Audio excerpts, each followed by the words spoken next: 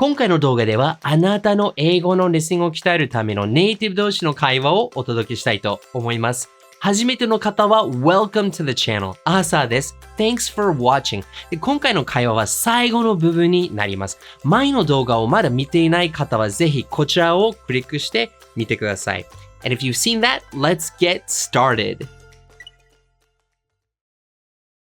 And yeah, for a long time, Japan didn't have like a strong investment scheme like they have in the United States. Like IRAs weren't a thing until recently. Yep. So you didn't really have much of a push to invest, but now you're seeing that a lot more. Yeah, and I feel like Americans tend to look at their money as a form of fun. Yeah. Whereas I don't think that mentality is shared in Japan. Yeah. Like, so in a perfect example is this is gambling. Okay. Gambling's huge in the US. You can go to casinos, like every city has casinos, and you could make the argument that Japan has gambling too, with like pachinko, but like, really it's not.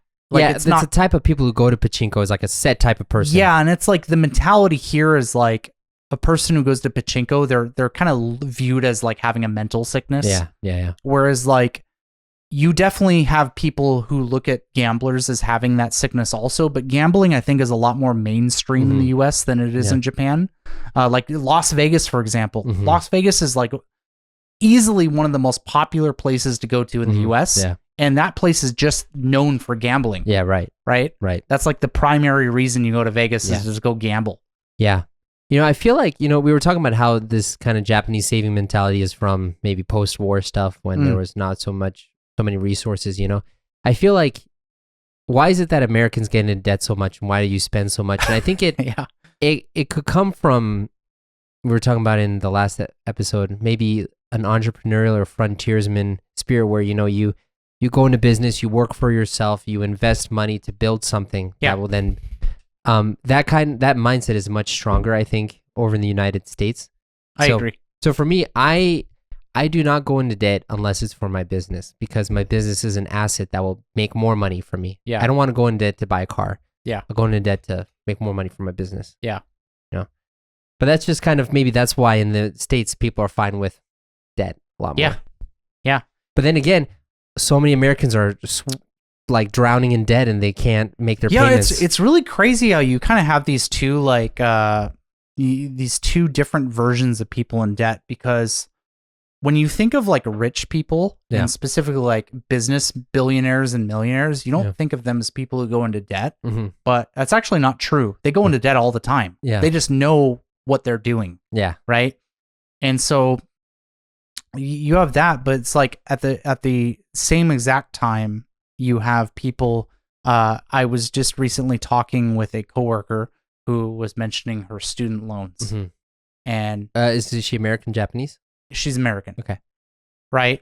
And saying how it's like, oh yeah, well, I've just kind of accepted that I'm never just going to pay those off because they're so high. Okay. Right. She's making payments, and it's like realistically, it's just going to take so long to pay those off that it's like she'll be paying for those forever. Right.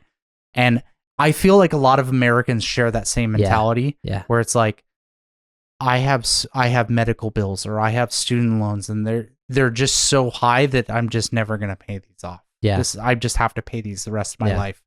Yeah, you have like a loan here, a loan there, maybe for a house, maybe for a car, and for school, and for all these other things, and it just adds another payment that you have to make. Yeah, I'm gonna paraphrase this statistic because I don't remember exactly what it was, but like, the demographic of people 18 to 35, I think the average person is like $15,000 to $25,000 in debt. Man.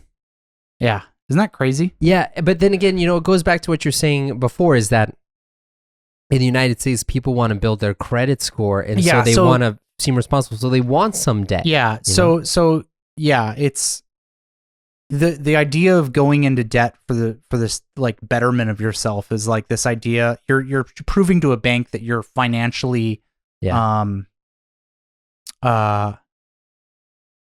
financially responsible. No, it's not a responsibility thing. It's the bank will make money off of you. That's Okay. what I'm trying to say. Okay, That's the whole reason credit score exists, because banks do not want a person who pays off their debt immediately.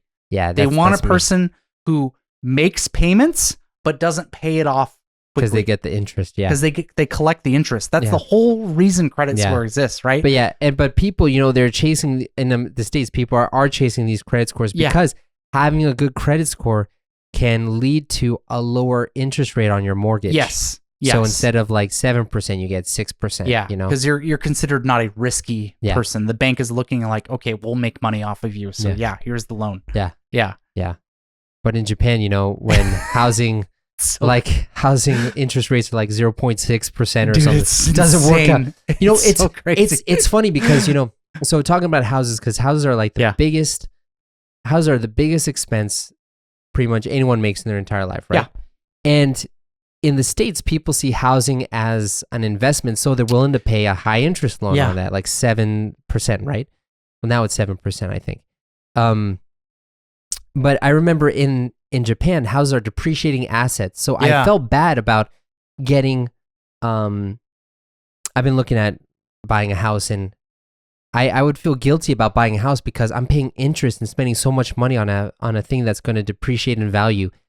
And then when I looked at kind of the payment simulation, like let's say my house is going to be $800,000. Let's just say that.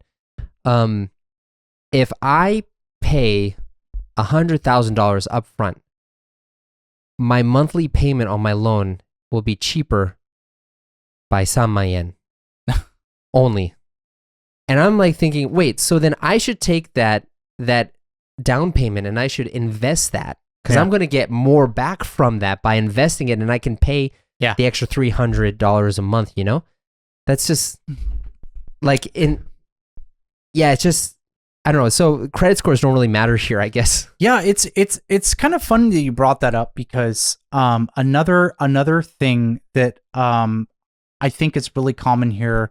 I don't know houses too much, but I do know that people will usually buy used cars. Okay. Buying brand new cars is very uncommon here, right? And there's a reason for that. It's you have to pay sales tax every year on the car. Okay. So it's like buying a brand new car, you're going to be paying a lot higher tax than buying a used car. Okay. I think it probably has something to do with like some environmental thing, like whatever. But in the US, I think it's broadly speaking, like buying used versus buying new. Americans will almost always try to buy new if they can. Well, so here's the thing. So I follow this guy named Dave Ramsey who is like anti-debt. Yeah. No matter what. So get a used car no matter what. Yeah. But seeing the other side of it, so the reason why a lot of Americans will buy a new car is because, first of all, they don't buy cars, they lease cars, which means they use cars for about 5 years and then they don't use it anymore. They pay X amount of dollars a month for 5 years to use it.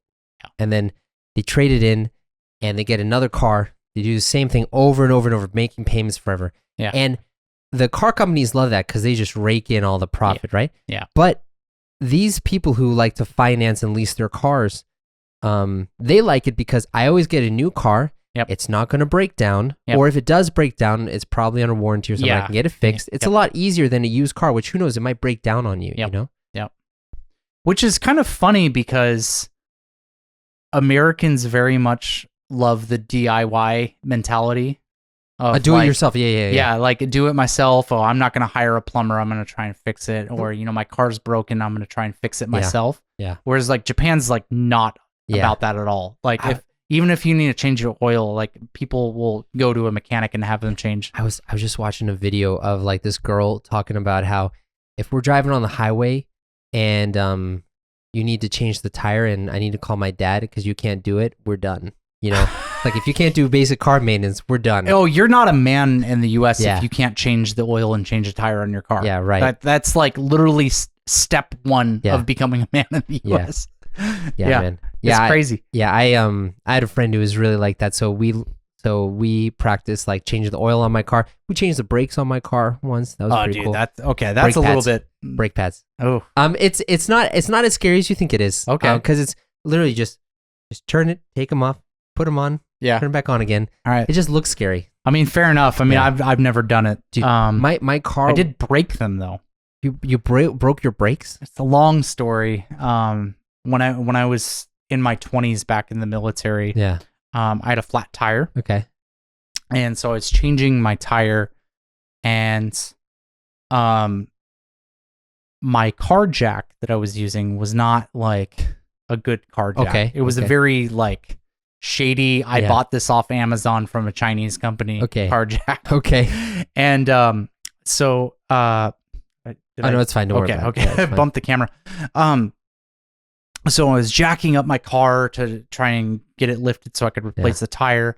So I got the tire off, but like when I nudged it, Mhm. I nudged the car so it slid off the jack, and Aw, then the man. brake pad just smashed into the pavement and shattered. Oh man. And so it was like, shit.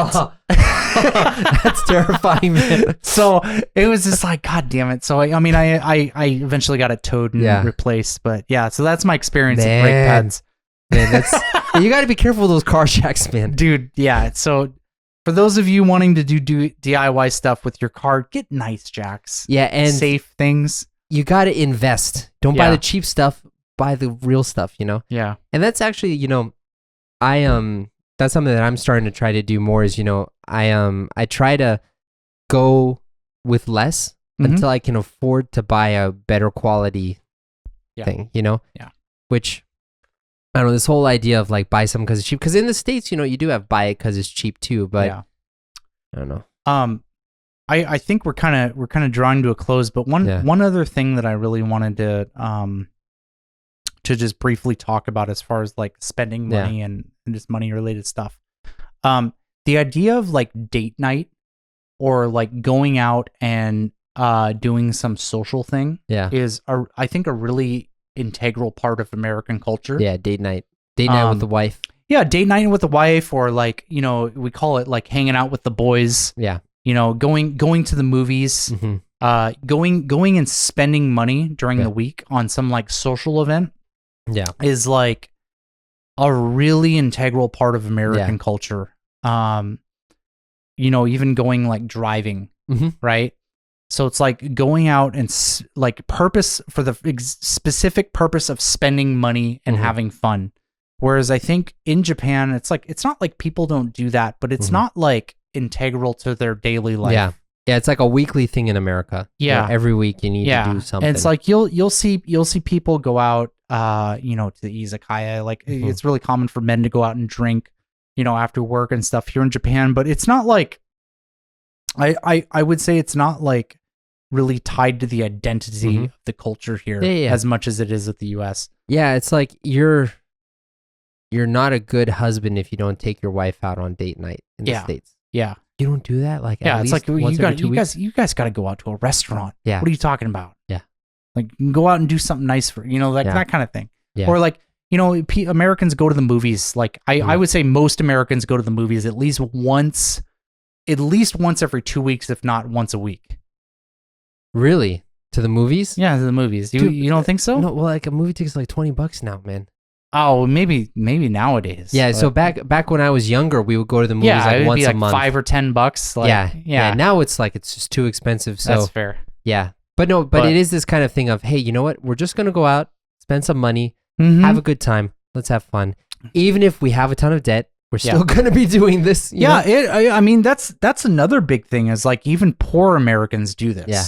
Right. Yeah. So I think like going back to what I said in the beginning of the episode, where it's like a lot of Japanese people see Americans coming over here and like they're not necessarily financially responsible, at least from the outside view of a Japanese person looking at them. It's like, well, that might be true. That might be true. But that it's also a different cultural thing. Yeah, they have more fun. They're different values, It's definitely different values. No. But anyways. This was a good place to end. Yeah. And this is our second episode in a row, and I'm You're feeling it? I'm feeling it. So I'll see you next time, Austin. See you, man.